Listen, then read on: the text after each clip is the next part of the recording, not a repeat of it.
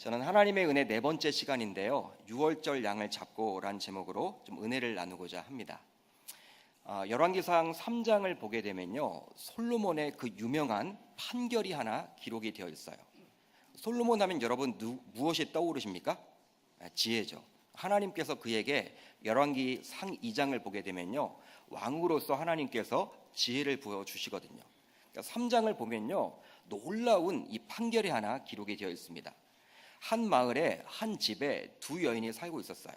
그런데 공교롭게도 해산도 비슷한 시기에 했던 것 같습니다. 한 여인이 사고사죠. 우연치 않게 자신의 어린 아들을 깔고 여러분 뭉개는 바람에 이 아이가 죽게 된 거예요. 숨이 멎게 된 거예요. 여러분 큰일이죠. 자신의 아들이 죽었으니까.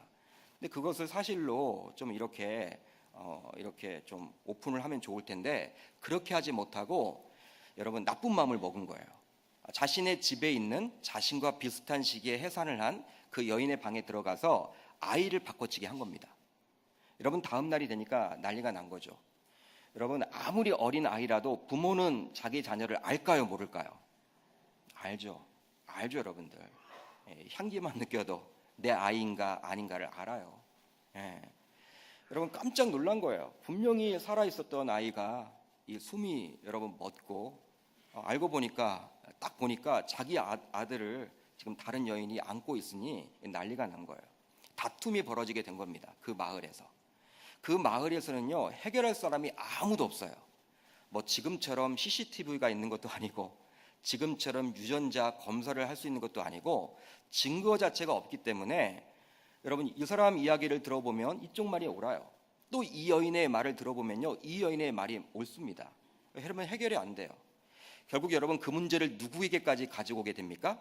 당시 왕이었던 솔로몬에게 가지고 오게 돼요. 그러니까 솔로몬으로 하여금 그 문제를 해결해 달라고 요청을 하는 것이죠. 여러분 솔로몬도 들어보았지만 이 문제를 해결할 방법이 있습니까, 없습니까? 없어요. 인간적인 방법으로는 해결이 불가능한 거예요. 결국 하나님께서 주신 지혜를 발휘합니다.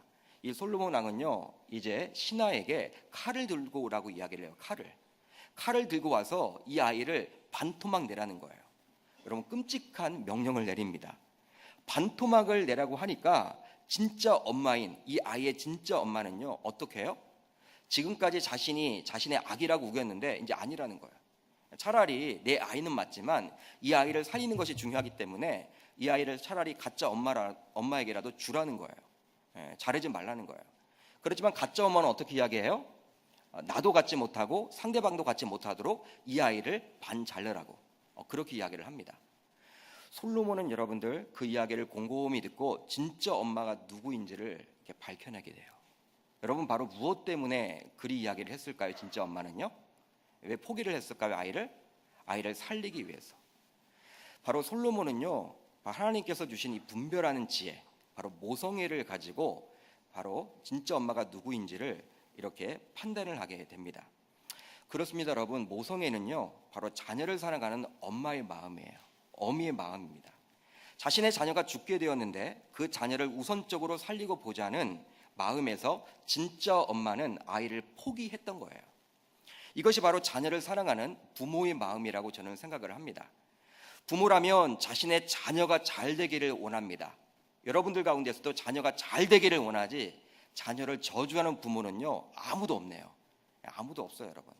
내 친자녀가 맞다면, 내가 사랑하는 자녀가 맞다면, 내가 기르고 있는 자녀가 맞다면 내 자녀가 내 자녀이기 때문에 이 자녀가 잘 되기를 원하지 잘못되기를 원하는 부모는 아무도 없어요. 그렇기 때문에 기도를 하잖아요. 제가 이렇게 금요 성령 집회 때 여러 가지 기도 제목들을 놓고 간절히 기도하는데 이 자녀를 놓고 기도하자고 하면요, 기도의 소리가 달라요.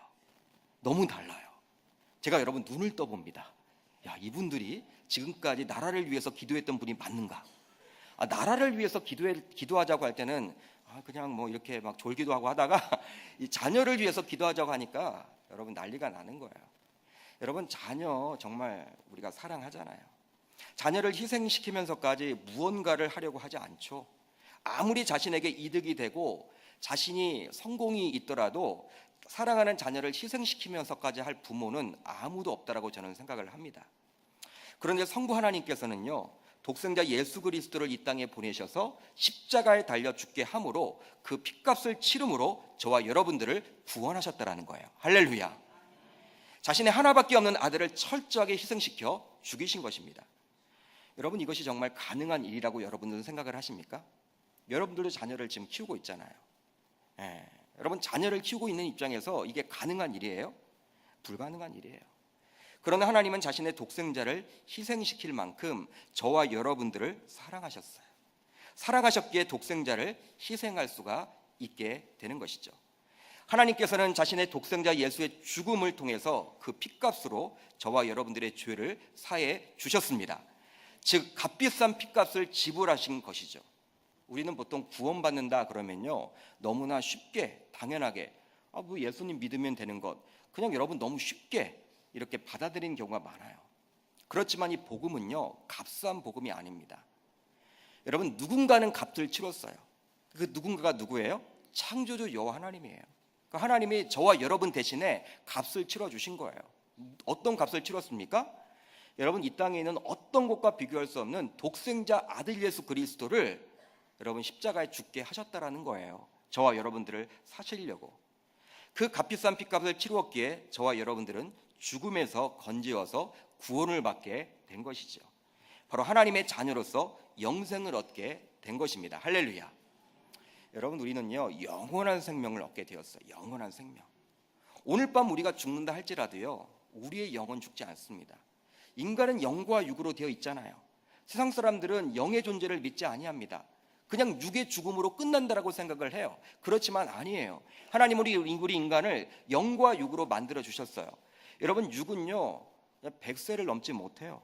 90, 100 되면요 이제 우리가 준비를 해야 돼요. 그렇지만 영은요 영원한 거예요. 그 영은 영원히 죽지 아니합니다. 하나님을 믿기 때문에, 그 핏값으로 저와 여러분들을 사셨기 때문에, 그것이 바로 구원이란 것이죠. 그렇다면 그리스도의 십자가의 죽음은요 그냥 갑자기 나온 사건입니까? 여러분들은 그렇게 생각을 하십니까? 우리가 구약 성경, 신약 성경을 쭉 읽어보면요, 이제 사복음서를 보게 되면, 이제 신약 마태, 마가, 누가, 요한복음을 보게 되면 그리스도의 십자가의 죽음과 그 부활의 사건이 기록이 되어 있잖아요. 그 사건이 갑자기 여러분 나온 사건인가요? 그렇지 않죠. 구약시대 유월절 사건에서 미리 엿볼 수가 있습니다. 오늘 살펴보게 될 유월절 사건에서 말이죠. 보통 성경에 나오는 유월절 사건에 대해서는 이스라엘 백성들을 출애굽, 즉 구원하고자 하나님이 하신 사건쯤으로 여기는 경우가 많이 있습니다. 그러나 이 유월절 사건은요 그리 간단한 사건이 아니에요. 간단한 사건이 아닙니다. 간단하지 않아요. 지금 우리 기독교는 이 유월절을 절기로 여러분 지킵니까? 지키지 않습니까? 여러분, 유월절 절기를 지킵니까? 지키지 않습니까? 더 이상 지키지 않아요. 그러게 그냥 간단하게 넘기는 경우도 많은데요, 그러나 절기로서 지키지는 않지만 그 의미만큼은 우리가 알아야 합니다. 이 유월절 사건을 정확하게 알게 되면요 구약과 신약에 맥이 뚫리게 되는 거예요. 맥이 뚫리게 되는 거예요. 아마 이번 이제 가을에 성경 파노라마를 이제 신청하신 분들은요 이제 그 양육학교에서 이제 배우게 되겠지만, 이 구약과 신약은요 맥이 있습니다. 여러분, 구약과 신약을 읽으실 때 그냥 막 읽으시면 안 돼요. 이 맥을 여러분 알고 읽으셔야 하는 거예요. 여러분, 구약과 신약은 바로 누구 하나 때문에 여러분 존재를 하는데, 누구에 관련된 이야기를 하고 있습니까? 바로 예수 그리스도. 구약은 오실 예수님에 관한 기록을 기록하고 있고, 신약은 이미 오셨어요. 오신 예수 그리스도. 요한계시록은 다시 오실 예수 그리스도에 관한 기록이에요. 그러니까 여러분, 구약에 보면, 신약에 보면 여러 인물들이 나오지만 그들이 주인공이 아니에요. 그들은 그림자일 뿐이고 본질은 바로 누구예요? 예수 그리스도. 예수 그리스도. 여러분, 구약과 신약을 통해서 우리는 예수 그리스도를 만나게 되는데, 바로 유월절 사건을 정확하게 알게 되면요 구약 따로 신약 따로가 아닌 구약과 신약 오로지 한 분인 예수 그리스도를 말하고 있음을 우리가 꿰뚫게 되는 거예요. 본문 출애굽기 12장은요 유월절 규례에 대해서 언급을 합니다. 그 가운데 오늘 우리가 읽었던 본문은 앞에서 언급한 유월절 준비에 대한 지시를 담고 있어요. 여러분, 잘 보시면 좋을 텐데, 그렇지만 이 유월절 규례를 제대로 알기 위해서는 당시 상황에 대해서 먼저 살펴봐야 합니다. 여러분, 당시 상황이 어떠했냐면요, 요셉을 알지 못했던 애굽의 왕이 등장을 합니다. 이 왕이요 요셉을 알지 못하고 이스라엘 백성들의 그 과거를 알지 못하는 왕이었기 때문에 이 이스라엘 백성들이 번성하게 되자 애굽의 위협으로 받아들이게 되었어요. 그러니까 애굽 사람들은 자녀를 낳아도 한둘 낳는데 이스라엘 백성들은 자녀를 여러분 열씩 낳는 거예요. 결과적으로 여러분 애굽이란 나라가 지금 어떤 나라가 되었습니까? 거의 이스라엘 여러분 나라처럼 되는 거예요. 사람들이 점점 많아지죠. 여러분 이런 불안한 마음에 이제 이 애굽의 이 왕은요 이스라엘 백성들을 노예로 삼습니다. 법을 정해서 노예로 삼고 그들을 학대하기 시작해요. 그 학대가 얼마나 심했으면 이제 백성들은 하나님께 부르짖게 되죠. 그 부르짖음에 대한 응답으로 하나님은 예배해 놓으셨던 모세를 통해서 백성들을 출애굽시키려고 합니다. 하지만 애굽의 바로 왕은 허락을 할까요? 하지 않을까요? 허락을 하지 않아요. 9가지 재앙을 이미 경험을 했습니다. 여러 가지 재앙이에요.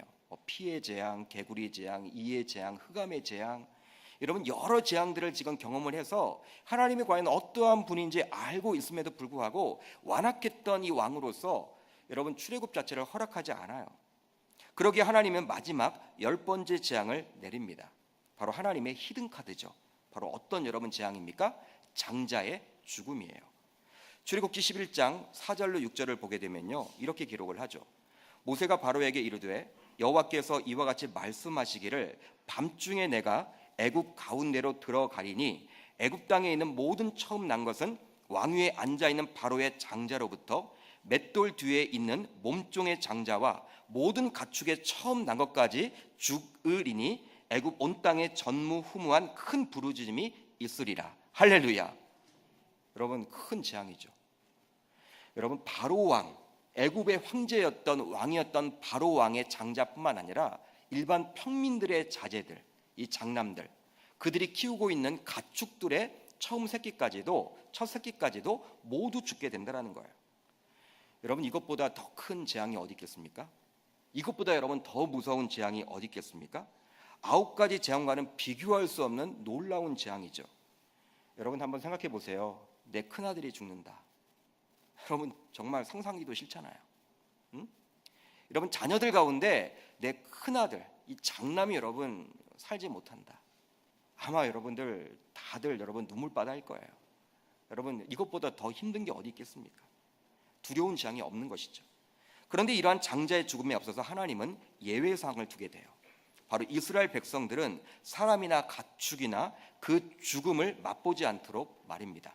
즉 애굽 사람들인 이방인들과 하나님을 믿는 선민인 이스라엘 백성들을 구별하기 위해서 하나님께서 이렇게 유월절을 제정해 놓으셨어요. 즉 유월절 규례를 제정하신 것입니다. 이스라엘 백성들을 구원하기 위해 만들어 놓으신 것이죠. 그렇습니다. 유월절 규례는요 한마디로 하나님의 백성 이스라엘과 이방인은 애굽을 구분하기 위함이에요. 구분짓기 위함입니다. 너는 나의 거야. 너는 선민으로서 나의 자녀들이야. 여기는 이방인이야. 이걸 구분하기 위해서 다시 까다로운 규례를 제정해 놓으신 것입니다. 그렇다면 이 유월절 준비는 어떻게 해야만 했을까요? 여러분 유월절 준비에 대해서 이 출애굽기 12장은 잘 기록을 하고 있는데 어떻게 여러분 이렇게 우리가 해야만 할까요? 본문 12장 21절로 22절을 보면요 잘 기록이 되어 있는데 중요한 이 본문이기 때문에 같이 한번 우리가 읽어보도록 하겠습니다. 시작. 모세가 이스라엘 모든 장로를 불러서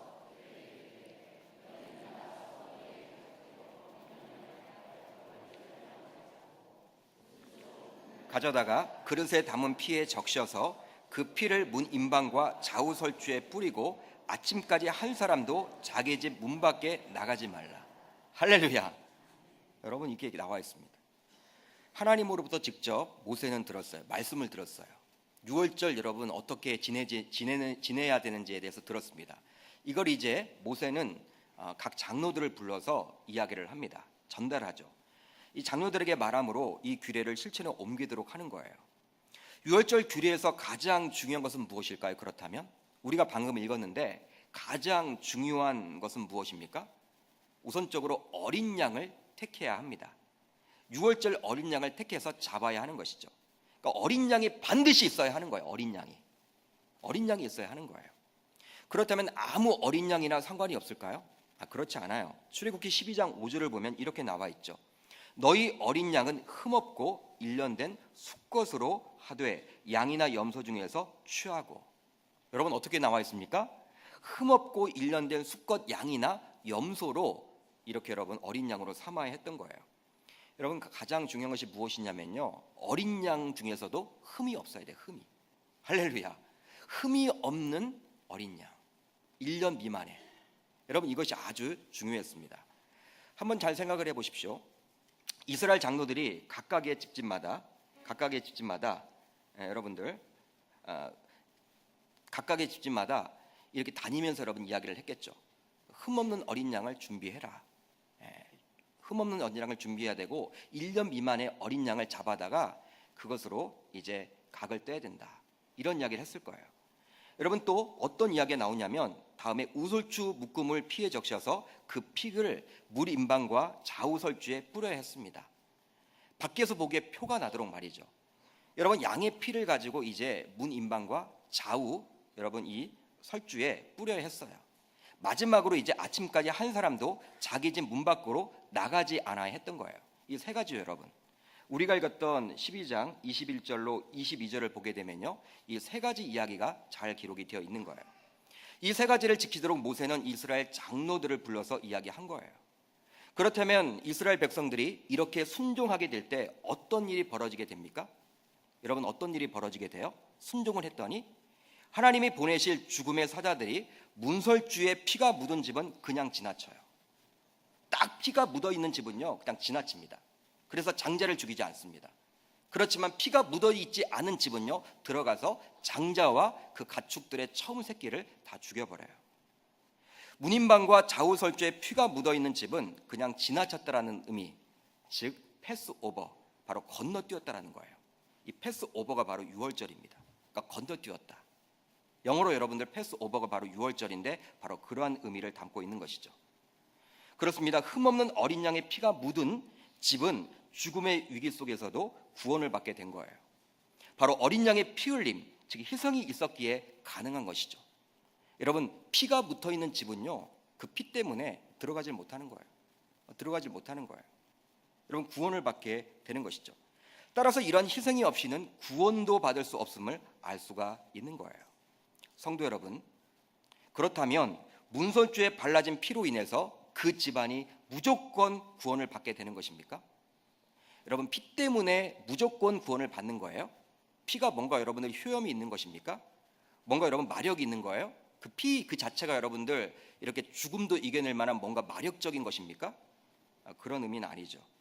하나님의 말씀을 믿고 순종하는 그 집 사람들의 그 믿음이 문설주에 발라진 피로 표현된 것뿐이에요. 할렐루야.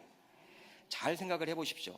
여러분 이스라엘 장로들이요 이제 모세를 통해서 이 세 가지 명령을 받고 그냥 가만히 있지는 않을 거예요. 각 집집마다 돌아다니면서 이 세 가지를 하라고 이야기를 했겠죠. 먼저 여러분 첫 번째 무엇입니까? 어린 양을 잡아라. 1년 된 흠없는 어린 양을 잡아야 한다. 그리고 그것을 가지고 문 임방과 좌우 설주에 발라라. 밖에서 볼 수 있도록 그 피를.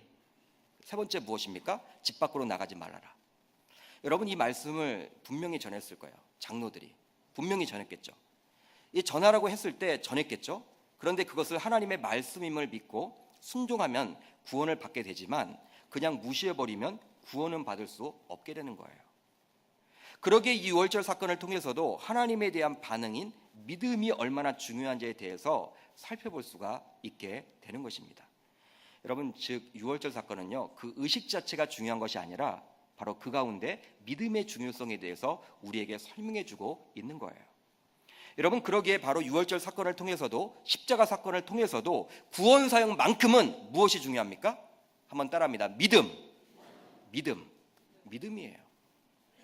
여러분 아무리 장로들이 가서 1년 안 된 흠없는 어린 양을 잡아라.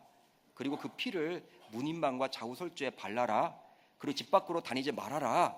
그런 이야기를 해도 그 하나님의 말씀으로 믿지 아니하면요 여러분 문설주에 피를 바르지 않을 거 아니에요. 그런 집은요 아무리 들어도 구원을 받지 못하는 거예요. 여러분 십자가의 죽음과 그 부활도 마찬가지입니다. 여러분 예수 그리스도의 십자가의 죽음과 그 부활은 엄연히 팩트예요. 팩트, 사실입니다. 근데 그것에 대한 반응으로 우리가 믿는 거예요.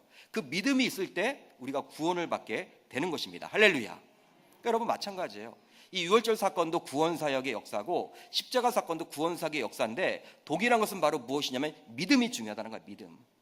여러분 우리 기독교는요 믿음이에요. 믿음을 빼서는 여러분 생각할 수가 없는 거예요. 여러분 우리가 믿는 하나님은 눈에 보입니까? 보이지 않습니까? 눈에 보이지 않아요. 하나님이 눈에 보인다면요 여러분 사람들이 더 많이 믿을 텐데 그런 생각 안 해보셨어요? 그건 몰라요 여러분들. 여러분 눈에 보이는 것도 사람들이 잘 믿으려고 하지 않는 시대에 우리는 살고 있는데 눈에 보이지 않는 하나님을 우리는 믿고 있잖아요. 할렐루야. 여러분 이 믿음으로 우리가 반응을 하고 있는데 이것 자체가 저는 은혜라고 생각을 합니다. 은혜가 아니고서는요 우리가 어떻게 하나님을 믿겠어요? 한번 생각을 해보세요. 우리가 어떻게 하나님을 믿겠냐고요. 여러분 죄악된 우리의 본성을 가지고 있는 우리 인간이 어떻게 하나님께 반응을 하겠냐는 거예요. 여러분 전적인 하나님의 은혜인 것이죠. 그렇습니다. 우리 주님의 구원의 이면에는요 이런 어린 양의 희생이 있음을 알 수가 있는 것이죠. 아마도 우리들 가운데서는 이런 분들도 있을 것입니다. 하나님이 굳이 독생자를 죽이셔야 했을까? 그 방법밖에 없을까? 우리 죄를 사하고 구원하기 위해서 정말 그 방법밖에 없는 건가? 하나님은 창조주라고 하는데 우주 만물을 만드셨다고 하는데 지금도 다스리신다고 하시는데 신이시는데 저와 여러분들을 구원하기 위해서 그 독생자 예수를 죽이는 그 방법밖에 없나? 다른 방법 없지 않나? 혹시 다른 것들을 좀 생각을 해보면 안 되나? 여러분 그런 생각 안 해보셔요? 저는 성경을 읽으면서도요 그런 생각이 들더라고요. 하나님은 그 방법밖에 없는 건가? 그러나 여러분 그 방법밖에 없어요. 그 방법밖에 없음을 히브리서 9장 22절을 통해서 알 수가 있죠. 율법을 따라 거의 모든 물건이 피로써 정결하게 되나니 피 흘림이 없은즉 사함이 없느니라. 할렐루야. 사함을 받아야 구원을 받기에 그 사함을 위해서 피 흘림이 필요했던 것입니다. 그렇게 구약 시대에는 제사 제도를 통해서 양소 염소의 피로써 죄사함을 받게 되었고 신약 시대를 살고 와서는 예수 그리스도의 십자가 사건으로 연결이 된 거예요. 우리는 더 이상 여러분 구약의 제사 제도를 하지 않죠. 여러분 예배를 통해서 하나님 앞에 이렇게 영광을 올려드리며 하나님이 받으시는 예배를 드리는 것이죠. 여러분 구약 시대처럼 양과 소 각을 떠서 여러분 그것으로 죄사함을 입는다고 하면요 여러분 우리가 얼마나 불편하겠습니까? 그렇지만 어린 양 대신 주 예수 그리스도가 이 땅에 오심으로 단번에 여러분들 우리를 사해 주심으로 우리는 더 이상 이렇게 구약 시대처럼 양과 소의 염소의 각을 떠서 예배하지 않아요. 그렇게 희생이 없이는 구원사역을 할 수 없기에 유월절 규례 때 흠없는 어린 양을 잡아야 했던 거예요. 흠없는 어린 양이 필요했기에 하나님께서는 흠없는 독생자 예수 그리스도를 십자가에서 희생시켰던 것입니다. 여러분 한번 곰곰이 생각을 해보세요. 이 땅에 존재하는 모든 사람들 가운데 여러분 완전한 사람이 있습니까? 죄를 짓지 아니하는 사람들이 있을까요? 법 없이 살만한 사람이라도 여러분 분명히 우리 주변에 있겠죠. 이분은 법 없이 살 만한 사람이야. 법이 필요 없어. 얼마나 착한데, 얼마나 선한데, 얼마나 아름다운 일을 많이 하는데, 얼마나 좋은 일을 많이 하는데 이분만큼은 법이 필요 없어. 여러분 우리 주변에도 그런 분들이 있잖아요. 딱 여기에도 두 분 계시네요. 법이 필요 없다. 법 없이도 살 만한 분이야. 그렇지만 여러분 인간의 관점으로는 법 없이 살 만한 분이지만 하나님의 관점으로 보면요 그분도 악한 사람이에요. 악인이에요. 여러분 하나님의 눈을 비켜갈 수가 없는 거예요. 여러분 속마음으로 어떤 마음을 가지고 있는지 어떻게 알아요? 어떻게 알아요? 우리는 알 수가 없는 것이죠. 로마서 3장 23절이 그것을 말하고 있어요. 모든 사람이 죄를 범하였음에 하나님의 영광에 이르지 못하더니. 할렐루야. 모든 사람이 죄인이란 것입니다. 예외가 있다 없다? 없음을 이야기하고 있는 것이죠. 여러분 그리스도의 희생으로 우리 죄인은 이제 구원을 받게 된 것이고 새로운 피조물로 살아갈 수 있게 되었습니다. 고린도전서 5장 7절을 보면요 이렇게 나옵니다. 너희는 누룩 없는 자인데 새 덩어리가 되기 위하여 묵은 누룩을 내버리라. 우리의 유월절 양 곧 그리스도께서 희생되셨느니라. 할렐루야. 바로 유월절 어린 양이 누구다? 그리스도임을 이렇게 나타내주고 있는 것이죠. 그리스도의 희생으로 인해서 우리는 이 땅에서 구원받은 자로서 새롭게 태어난 것임을 알 수 있는 것입니다. 그렇다면 이런 유월절 사건은 저와 여러분들에게 어떠한 의미가 있을까요? 여러분 어떠한 의미가 있을까요? 우리는 더 이상 유월절 절기를 지키지 않습니다. 지키지 않아요.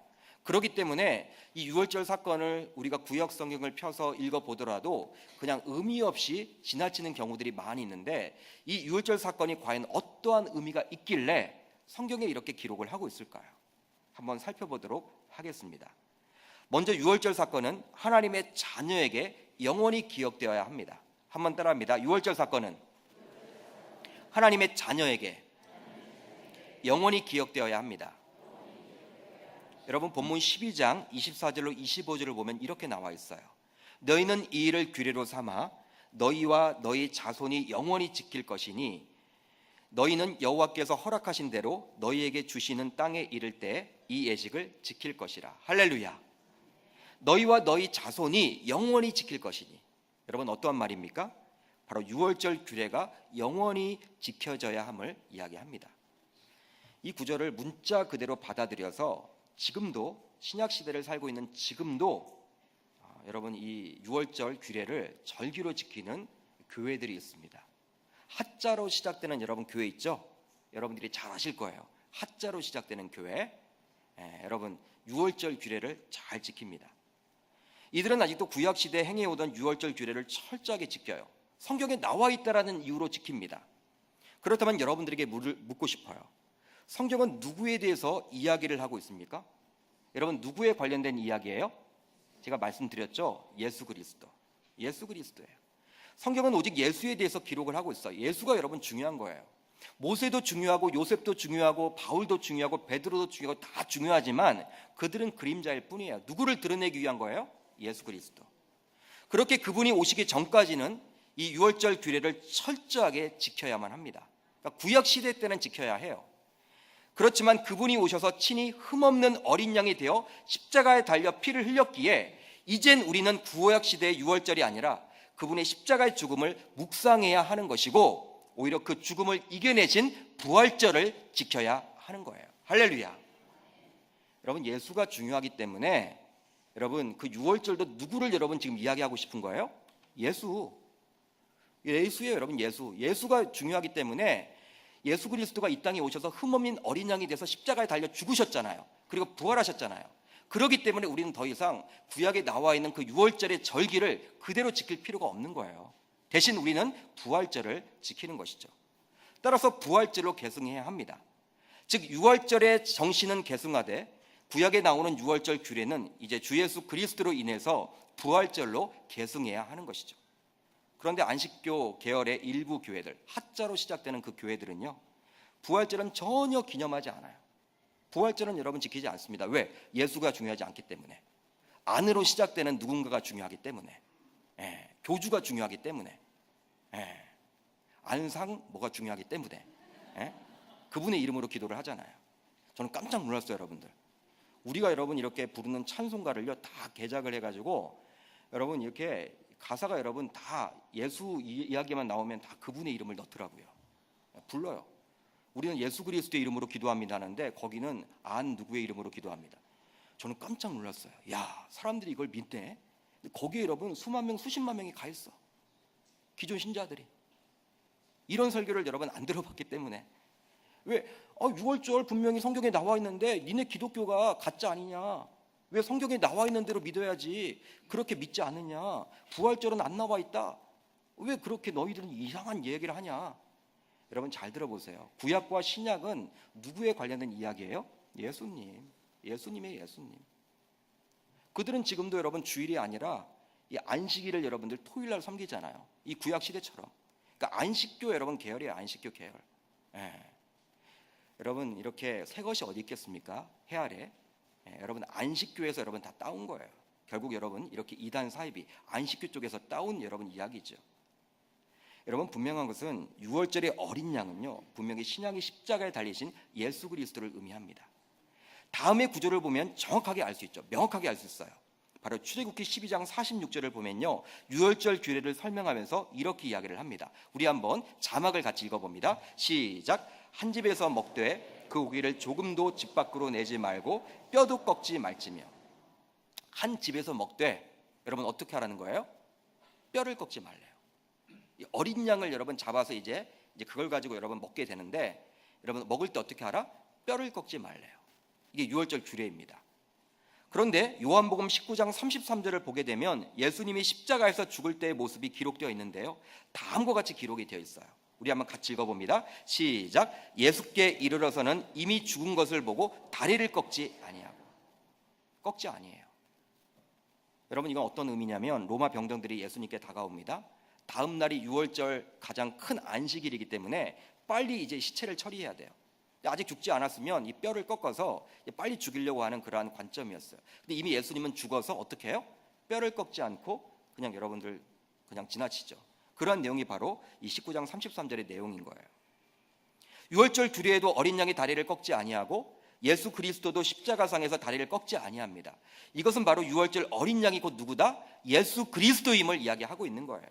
사랑하는 성도 여러분, 이런 구약의 유월절 사건은 바로 저와 여러분들이 주님 오실 때까지 꼭 간직해야 되는 귀한 정신임을 믿으시길 바랍니다. 우리는 유월절 자체를 절기로 섬기지 않지만, 그렇게 지키진 않지만 그 정신만큼은 지켜야 하는 거예요. 왜? 그것이 바로 구원 사역이기 때문에, 십자가 사건이기 때문에, 십자가 사역과 마찬가지 역사이기 때문에. 이스라엘 백성들을 애굽의 노예 생활에서 출애굽하기 위해서 어린 양을 희생하신 것처럼 저와 여러분들을 이 세상에서 구원하고자 십자가에 달려 죽으신 어린 양 예수를 항상 기념하는 저와 여러분들이 다 되시기를 주의 이름으로 축복합니다. 고난 주간에만 반짝 우리가 주님의 십자가의 죽음과 그 부활을 묵상하는 것이 아니라 우리는 365일 24시간 항상 기독교의 본질인 십자가의 죽음을 항상 마음속에 간직하고 있어야 하는 거예요. 여러분, 가장 중요한 것이 본질 아닙니까? 본질. 예수가 여러분 본질이에요. 기독교는. 이 예수를 떠나서는요, 여러분, 이건 비본질이 되는 거예요. 기독교는 여러분 바로 예수 그리스도예요. 그 십자가의 죽음과 그 부활이에요. 그걸 빼놓고 여러분 이야기를 한다? 그건 거짓된 여러분 종교입니다. 거짓된 거예요. 저는 우리 계명교회에서는 이 예수만을 자랑할 수 있기를 바랍니다. 예수의 십자가 사건만을 묵상할 수 있는 성도들이 많이 배출되기를 바랍니다. 예수의 십자가 사건과 그 부활을 나의 사건으로 인식하고 살아가는 귀한 성도님들이 많아질 수 있기를 주님의 이름으로 축복합니다. 왜? 이것이 본질 사역이기 때문에. 이걸 놓쳐서는 안 되는 거예요. 여러분, 아무리 우리가 예배를 많이 드리고 우리가 많이 양육을 하고 우리가 여러분 사랑방도 이제 하잖아요. 이제 사랑방 여러분 모임을 갖고 하지만 예수의 십자가의 죽음과 그 부활을 놓치게 된다면 그건 교회의 모임이 아닌 거예요. 교회에서 진행되는 것이 아니에요. 세상과 여러분 다를 바가 없어요. 세상과 여러분 다른 것이 무엇입니까? 십자가의 죽음과 그 부활이에요. 우리 사랑하는 계명교회 성도 여러분, 우리의 그런 마음속에 십자가 사건과 그 부활이 항상 넘쳐날 수 있기를 주님의 이름으로 축복합니다. 다음으로 유월절 사건은 하나님의 자녀를 구원하기 위함입니다. 한번 따라합니다. 유월절 사건은 하나님의 자녀를 구원하기 위함입니다. 본문 12장 27절을 보면 이렇게 나와 있어요. 너희는 이르기를 이는 여호와의 유월절 제사라. 여호와께서 애굽 사람에게 재앙을 내리실 때 애굽에 있는 이스라엘 자손의 집을 넘으사 우리의 집을 구원하셨느니라 하라 하매 백성이 머리 숙여 경배하니라. 할렐루야. 우리는 이 유월절 사건을 통해서 애굽에 머물던 이스라엘 백성들이 구원을 받게 되었음에 대해서 듣게 되었습니다. 장자의 죽음이란 끔찍한 재앙을 왜 하나님이 애굽에 내렸을까요? 여러분, 하나님은 사랑이신데 아무리 그래도 여러분 이 애굽 사람들도 그래도 사람인데 어떻게 그 장자를 죽일 수가 있어요? 바로 선민인 이스라엘 백성들, 그들을 출애굽하기 위해서, 구원하기 위함이죠. 바로 자신의 자녀만큼은 끔찍하게 사랑하는 아비의 마음을 볼 수가 있는 거예요. 그렇습니다. 흠없는 어린 양을 잡아 그것의 피를 문설주와 임방에 바름으로 그것이 징표가 되어서 그 집은 구원을 받게 되는 거예요. 할렐루야. 바로 유월절 어린 양이신 예수 그리스도가 이 땅에 오신 목적도 마찬가지입니다. 어떤 분들은 예수님이 오신 목적을 구제라고 이야기하는 분들이 있습니다. 야, 교회는 구제 사역을 해야 돼. 구제가 본질이야. 어떤 사람들은요 인권이라고 이야기를 해요. 인권 여러분 이야기 좋죠. 소외되고 힘들고 어렵고 이분들을 이렇게 위해서 예수님이 오셨다. 해방이라고 이야기하는 분들도 있어요. 해방신학. 해방을 해야 된다. 억압하고 착취당하는 그러한 노동자들을 구원해야 된다. 그들을 위해서 이 땅에 예수님이 오셨다. 이렇게 하는 분들도 있어요. 물론 예수의 공생의 사역을 보게 되면요 정말 사회적인 약자들을 위해서 힘썼음을 우리가 알 수 있어요. 당시 사회적인 약자였던 고아와 과부는요 누구 하나 돌보지 않았습니다. 여러분 손 놓고 있었어요. 그렇지만 예수님은요, 이 고아를 볼 때마다, 과부를 볼 때마다 그들을 여러분들 사랑하고 아끼셨어요. 그들에게 뭐 하나라도 주려고 했어요. 그러나 공생의 사역의 끝은 바로 그것이 끝이 아니라 바로 십자가의 죽음과 부활이라는 사실입니다. 할렐루야. 그 십자가의 죽음과 부활을 통해서 바로 죄인들을 구원하기 위함이었죠. 죄인들을 구원하기 위해서 오셨지만 공생의 가운데 소위 가난하고 소외된 분들에게 관심을 가지고 도왔던 것 뿐이에요. 그런데 죄인의 구원 사역은 쏙 빼놓고 구제 사역이다, 해방 사역만을 여러분 위해서 오셨다고 이야기를 한다면 이것은 예수의 진정한 사역을 잘못 이해한 결과입니다. 여러분, 그리스도의 십자가의 죽음과 그 부활은요, 바로 구원과 뗄래야 뗄 수 없는 사건이에요. 물론 여러분, 우리 주님은요, 어렵고 힘든 사람들에게 더욱더 관심을 갖습니다. 여러분, 그것만을 위해서 오신 건 아니에요. 여러분, 누구나 우리를 구원하기 위해서. 여러분, 그렇다면 부자들은, 또 가진 자들은, 힘인 자들은 구원받지 못하는 건가요? 그건 여러분 잘못된 성경의 원리죠. 바로 구원하기 위한 거예요. 사랑하는 성도 여러분, 본문을 보면 우리의 집을 구원하셨느니라 라고 나옵니다. 바로 모든 사람들을 구원하기 위함이 아니라 바로 이스라엘 백성들인 하나님의 자녀를 이야기하고 있는 거예요. 할렐루야. 그러니까 여러분들, 우리가 이 성경을 자세히 보시면요, 우리 이 땅에 있는 모든 사람들을 구원하기 위해서 이 땅에 오신 것이 아니라 자신이 미리 예정해 놓은 하나님의 자녀들을 구원하기 위해서 이 땅에 오신 거예요. 할렐루야. 그렇다면 누구는 하나님의 자녀이고 누구는 하나님의 자녀가 아닐 수가 있는 것입니까? 여러분, 그 기준은 무엇이에요? 누구는 하나님의 자녀가 되고 자녀가 되지 못합니까? 바로 이것은 전적인 하나님의 은혜에 달려 있습니다. 은혜예요. 하나님이 거저 주시는 선물이지 우리 인간이 노력하고 성실하고 좀 더 인격적이게 하나님의 자녀 삼아 주신 것은 아니라는 거예요. 여러분, 세상에 나가보면요, 예수 믿는 우리보다도 예수 믿지 않은 분들이 더 착한 분들이 있습니까, 없습니까? 있어요. 저도 봤어요. 목사보다 낫더라고요. 진짜 착해. 법 없이도 살만해. 근데 그들은 하나님의 선택을 안 했어. 나는 하나님의 선택을 했다라는 거예요. 여러분, 놀랍지 않습니까? 여러분, 내가 잘나서, 내가 여러분 돈이 많기 때문에, 내가 명예가 있기 때문에, 내가 권력을 주었기 때문에, 많이 배웠기 때문에, 내 인성이 좋기 때문에 아니에요. 이건 여러분 설명이 불과한 하나님의 은혜라는 거예요. 요한복음 1장 12절 13절을 보면요, 영접하는 자, 곧 그 이름을 믿는 자들에게는 하나님의 자녀가 되는 권세를 주셨으니 이는 혈통으로나 육정으로나 사람의 뜻으로 나지 아니하고 오직 하나님께로부터 난 자들이니라. 할렐루야. 하나님의 은혜라는 거예요. 하나님의 뜻이라는 거예요. 여러분, 이 자리에 계신 분들이 내가 오늘 밤 죽어도 천국에 가는 하나님의 자녀라면 여러분, 내가 잘나서 이 자리에 있지 않아요. 이 자리에 있지 않은 거예요. 바로 하나님의 전적인 은혜라는 사실이죠. 그러게 하나님의 자녀로서 이런 구약 성경을 읽어 내려가면서 유월절 규례를 만나게 되면요, 이제 우리가 출애굽기를 읽을 때 유월절 규례를 만나게 되면 하나님 감사합니다. 하나님 감사합니다. 어린 양이 되셔서 나를 구원하기 위해서 이 유월절 사건을 일으키셨군요. 여러분, 감사할 줄 알아야 하는 거예요. 하나님을 찬양할 줄 알아야 하는 것입니다. 소위 하나님의 자녀가 아닌 불신자들보다 잘난 것이 없음에도 불구하고 하나님께서 은혜를 베풀어 주심으로 저와 여러분들을 구원시켜 주셨기 때문에 우리는 감사할 수밖에 없는 것이죠. 이 자리에 예배하는 저와 여러분들 모두 누가 뭐래도 하나님께서는 우리를 사랑하십니다. 왜 그렇습니까? 자녀이기 때문에. 자녀에게 우리를 구원하셨어요. 다른 이유는 없어요. 여러분, 내 자녀들 그냥 여러분들 뭐 세상 사람들이 보기에는 야, 저렇게 이쁠까? 고심도치도 여러분 새끼가 이쁘다고 하지만 저렇게 이쁠까 생각이 들 정도로 내 자녀가 보면 세상적으로는 아무것도 아닌 것처럼 보여도 그냥 보면 이쁘잖아요. 그냥 해주고 싶잖아요. 다 뭐든지 여러분 퍼주고 싶잖아요. 이게 부모의 마음 아닐까요? 이게 하나님도 여러분 우리를 그렇게 바라보신다는 거예요. 사랑하는 계명교회 성도 여러분, 혹시 한 주간 동안 세상에서 치열하게 살면서 지친 영혼이 있진 않으십니까? 있다면 세상에서는 홀로일 수 있어요. 왕따일 수 있어요. 누군가 나를 도와주지 않는 그러한 홀로서기일 수도 있습니다. 내가 그 문제를 홀로 해결해야 하는 도움받을 길이 아무도 없는 분이 있을 수도 있어요. 그러나 분명한 것은 창조주이신 하나님께서 나의 아버지 되십니다. 그 아버지가 나의 구원자시라는 거예요. 그 아버지에게 무엇인지 맡기기만 한다면 나는 더 이상 홀로 그 문제를 해결하는 것이 아니라 아버지이신 하나님께서 간섭하심으로 그 문제를 해결할 수 있게 됩니다. 할렐루야. 이게 여러분들 복음이에요. 이제 말씀을 정리합니다. 유월절 규례에서 가장 중요한 것은 희생 제물인 흠없는 어린 양이었습니다. 근데 그 흠없는 어린 양이 바로 예수 그리스도예요. 그분이 십자가에서 달려 죽으셨습니다. 그리고 부활하셨습니다. 여러분, 구약에 이 흠없는 어린 양은요, 그 죽음으로 끝이었잖아요. 죽음으로 여러분 끝이었지만 우리 예수님께서는 부활까지 하셨어요. 할렐루야. 여러분, 소망이죠. 여러분, 우리는 지금 구약 시대가 아니라 신약 시대를 살고 있습니다. 그런데 아직도 어떤 교회에서는 이 구약만을 가리켜요. 신약은 믿지 않아요.